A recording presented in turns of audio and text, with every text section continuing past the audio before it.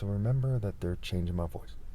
This video is about what it's supposed to mean to be an American and what Americanism is supposed to stand for.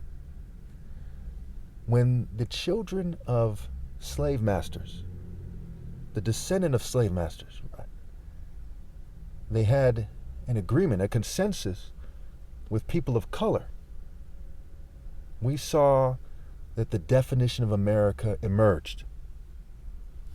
That's when Martin Luther King said that the greatness of America is the right to protest for right. And obviously, what is right is universal. You can't go from there to saying that it has some kind of hidden meaning. And for the people who would argue that the founding fathers were white supremacists, they owned slaves to some degree, what have you, yeah, to some degree they were, absolutely. I'm not disagreeing with that. I think that's correct. But you got to look at America like a martial arts system. The point of martial arts isn't what the white belt thinks it is, so to speak. It isn't what the beginner thinks it is. They might kind of understand it, but they don't really understand it. It isn't what somebody who thousands of years ago threw a few punches and said, hey, let me make a martial arts system. The point of martial arts is something that people had to work toward, to achieve.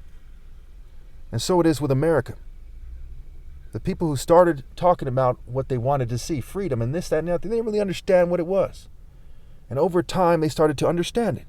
And then it culminated with the argument that the greatness of America, the true purpose of America, the essence of what makes America America, the greatness of it, the worth of it, is the right to protest for right.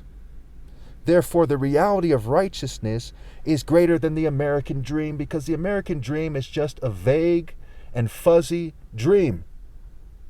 But the potent version of the greatness of America is the reality of righteousness. And they can make it so I sound unsure of myself. Obviously, they don't have my permission, but that's not going to change the bottom line that I'm correct. So if what beats everything else in America is the right to protest for right, then righteousness beats everything else in America. Righteousness is like the candy bar. America is like the candy wrapper. If you remove righteousness, you just have a candy wrapper. People throw it away.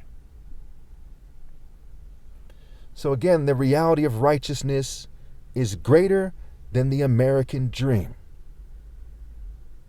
Do you have any questions?